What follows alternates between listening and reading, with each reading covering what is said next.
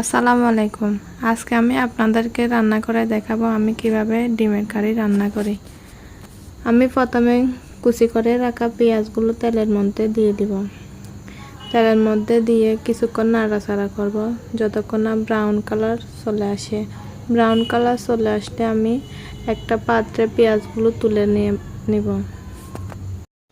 এখন পেঁয়াজের একদম ব্রাউন কালার চলে আসছে, আমি এখন পাত্রে তুলে নিব।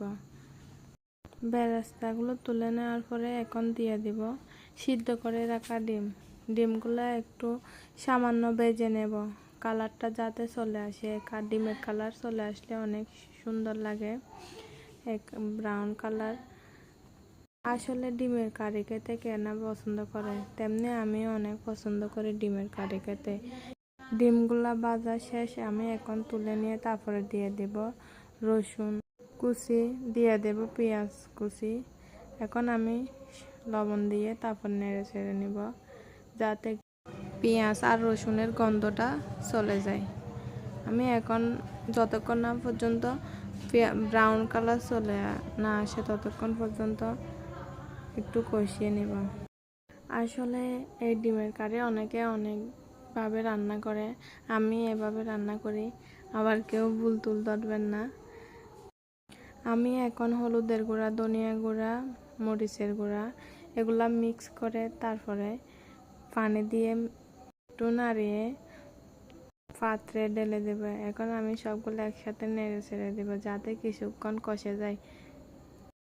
আমি এখন দিয়ে দিছি কয়েকটা টমেটো কুচি। এখন ভালোভাবে নেড়ে ছেড়ে কিছুক্ষণ রেখে দিয়ে দিব পাত্রে রাখা দুধ। আসলে ডিমের কারির মধ্যে এখানে মেন জিনিস আছে দুধ। দুধ দেওয়ার পরে আমি এক এক করে এখন দিয়ে দিব ভেজে রাখা ডিমগুলো। আপনারা আমার রান্না দেখে বলবেন যে আমি কেন মাটির চুলায় রান্না করতেছি। আসলে যারা গ্রামে থাকে তারাই জানে মাটির চুলায় রান্না করা কি যে আনন্দের একটা বিষয়। মাটির চুলায় রান্না করতে যেমন ভালো লাগে তেমনি খেতেও অনেক স্বাদ হয়।